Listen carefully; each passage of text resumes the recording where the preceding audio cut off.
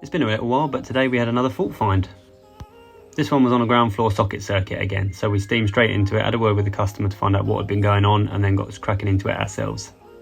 First things first, had a look at the fuse board and then started going around unplugging everything on that particular circuit just to make sure the circuit was clear of all devices.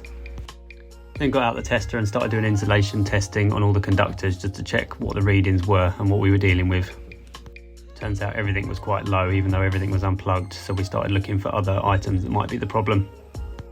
This led us to outside as there were several external sockets and also garden buildings as well, so as we delved a little bit deeper we started to see circuits that run off the back of the existing ground floor power, and this always gives you clues.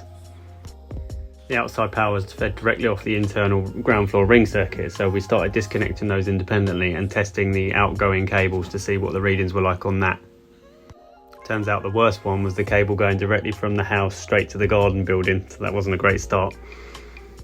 And the installation was a bit of a mess outside as well, so we disconnected that cable from the internal power and did a retest internally, and everything started coming up much better.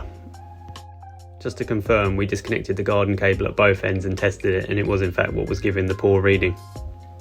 Whilst we were in the fuse board, I gave it a quick go over with the thermal image camera, as I always like to have a little check just in case, a bit of a spot check.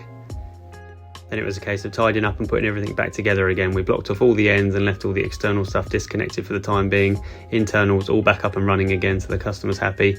And now we're just going to provide a quote for a refit of the cable, basically for the external circuit. And that was all done and tested, and another one done. Follow us for the next fault find.